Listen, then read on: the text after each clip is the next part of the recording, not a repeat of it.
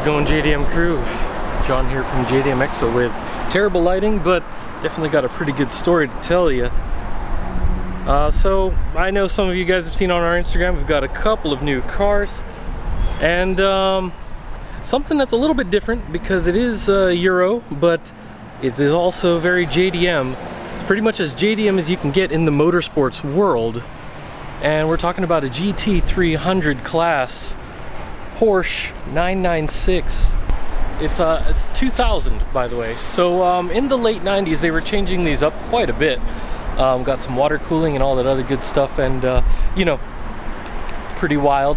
For those of you guys familiar with JGTC, Super GT as it is known now, JGTC has evolved over the years. It changed in the mid-2000s. Pretty interesting, by the way. Yeah, practically the time when the Drift King stepped down and ended up becoming like one of the managers for that. That's when they transformed to the GT, Super GT in 2005. So very interesting transition period, yeah. But JGTC, as you guys know, the GT300, GT500. Traditionally, the GT300 class would be about 300 horsepower. GT500 about 500 horsepower. But we all know that that's not exactly true, since the often GT300 classes will be pushing 400, 450 plus horsepower, while the 500 class is often around 600. So I don't know why they didn't just change the numbers, but a lot has evolved over the years, a lot of better technology. Pretty freaking awesome, and oh my god, the highlights are blown out there, but you guys get the picture.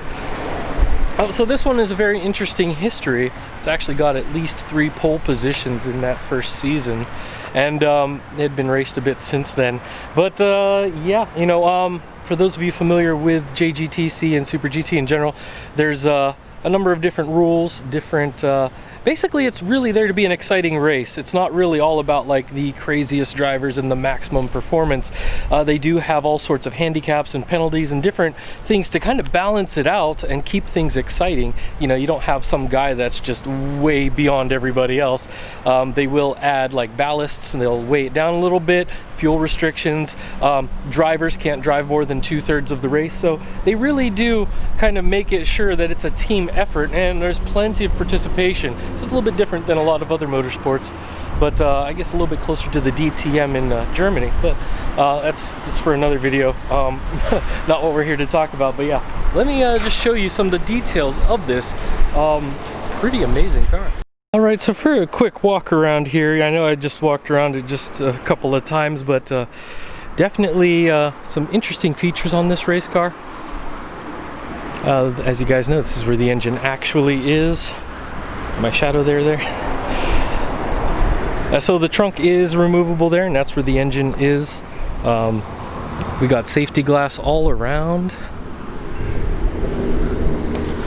And actually the rooftop is pretty solid here. The different type of wireless communications that was used in the earlier 2000s, you know, there wasn't too many holes cut throughout the chassis. It's got plenty of carbon fiber and composites all around. Nice wide body style here, and definitely that classic, you know, Porsche style. You know, like the 911s and all that stuff. You know, this is a GT3R. And of course, the front end, it was interesting that the teardrop, you know, headlight style wasn't quite popular at first, but definitely it's become iconic now. Yellow lenses for the GT300 class. And by the way, underneath this is actually the quick fill port for the fuel tank, 100 liters up in the front. I'll show you that in a little bit.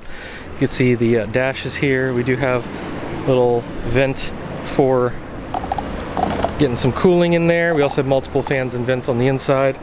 Let's have a look in this. And more safety glass. Got some of that carbon fiber. And composites all around, keeping it light. Got a full cage in here. JGTC spec.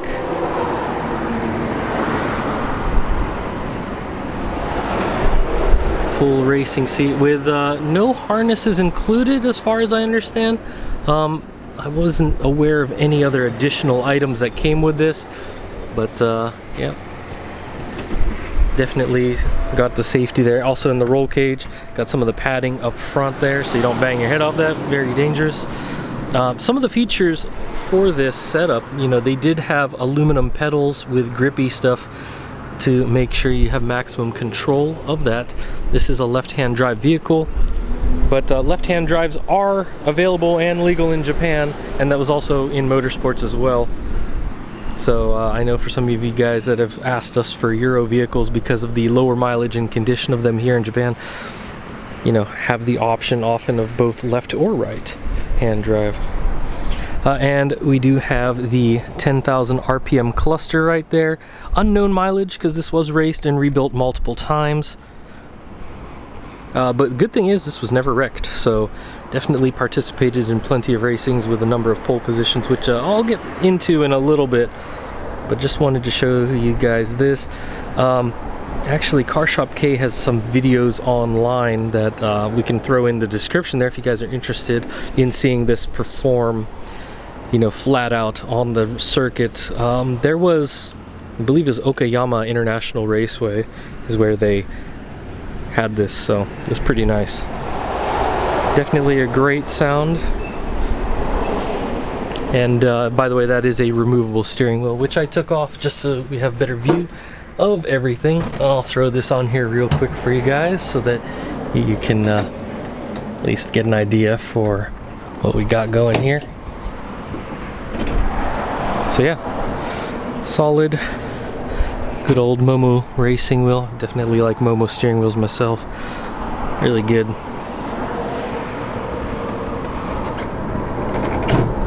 There we go. Here's some information about that if you guys looking for that OMP seat here, because I do know that regulations change from time to time, and you guys want to stay up to date if you are going to head out to the track. But more than likely this one's going to stay a little bit quieter, but it's definitely ready. It definitely has the history. Get them big old Brembos right there.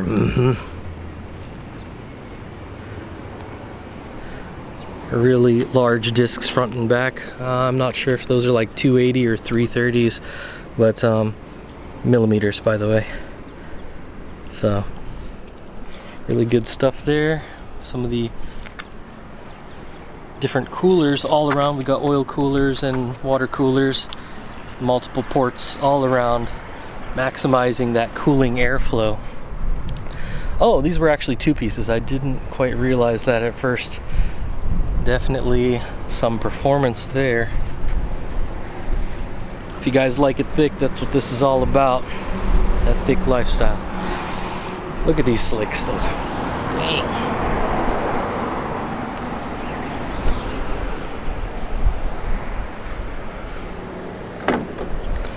I'll look a little bit more in here, and let me go grab a little bit of the history real quick. Have some notes on my phone here while we look a little bit more at some of this design. Yeah, so this did, let's see, it was in the 2000 season. So it was the Shell Taisan Advan GT3R. We got the Motegi GT, All Japan Fuji GT, the Sugo GT. We got the Festival in Malaysia, which is in Sepang. Got the Japan Special GT Cup, the GT Championship, the CP Mine, which actually I think that race course is closed now, and Suzuka, which say those were 300-kilometer races. So really, and 3 of those were pole position, by the way. So you know, but definitely had some history on and off after that.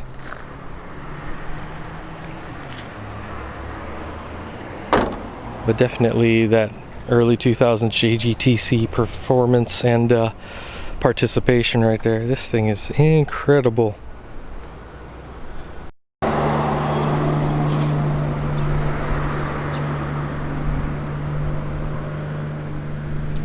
Well, here we are in the front, and as most of you would know where Porsche engines actually are, And we're just going to check out the battery here. Got a little bit of washer fluid. And you know, this fuel cell is 100 liters, so about 40-ish gallons. And, oh, I'm sorry, like 25 gallons, yeah. But it does have the quick fill adapter. It actually has a hole there, which is covered currently, but you know, that can be changed if you were to actually track this again.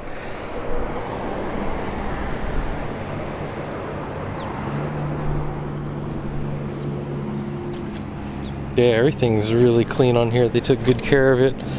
And through its racing heritage and that whole history in the early 2000s, I mean, this had actually been through quite a lot. And since it's been to multiple tracks across the country, and I believe this was also participating in Sepang down in Malaysia, so yeah, it's been around. We do have the emergency kill switch right there, so yes, a lot of the safety stuff here from the earlier 2000s.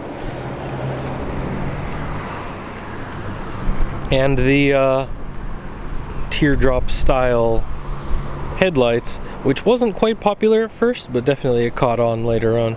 And these are actually yellow because it's from the GT300 class, so it's pretty common for those to be yellow, while the GT500s will be clear. We actually don't have the underspoiler connected right now, but most of it is here with all the canards and everything, so all good. We do have multiple vents in the front for the different types of oil coolers, as well as the main radiator there. And so, you know, a lot of these were in the earlier days air cooled. This one's actually part of the water cooled generation that was later on. And we'll just mosey on to the back here and actually look at that 3.6 liter bad boy right there. And so even though this is GT300 class, and traditionally GT300 means 300 horsepower-ish, you'll note that nowadays most of the GT300s are actually around 400 plus horsepower, and GT500s are often like 650. So this is definitely capable of a ton more power, but it's tuned for that class, so definitely more on the reliable side. And the garage that had this definitely recommended, if you were going to track this while you still could, they would recommend a bit of an overhaul on the engine and everything else, since it's been years since it's been run like that. Get some of that Mobil 1 action there. Boom. Well,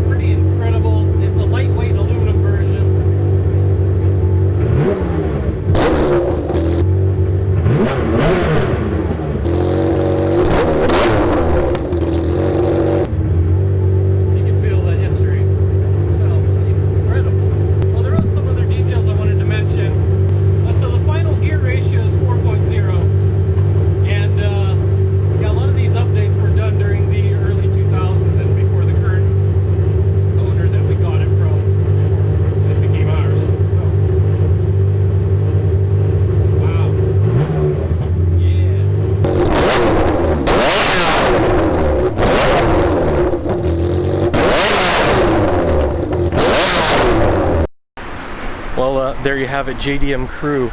Nothing more JDM than a Euro JDM, really. But I mean, like, this is definitely a part of motorsports history here in Japan. And, you know, especially because this was from the JGTC days, before Super GT was even a thing. So, pretty fascinating, and hope you guys like that. And if you're interested in more information, or if you're looking for a historical race car of some kind, definitely talk with our sales team, info@jdm-expo.com. Oh my god, those highlights were terrible. Do apologize for that. Can't do much about the setting sun in the land of the rising sun. But yeah, definitely hit us up, info@jdm-expo.com, and talk with our sales team. Also, Facebook, Instagram, and Twitter. Any of those DMs will be directed to our sales team. They'll be able to get back to you in about 24 hours. And yeah, hopefully we'll get our hands on some others, or maybe we'll head out to the track sometime.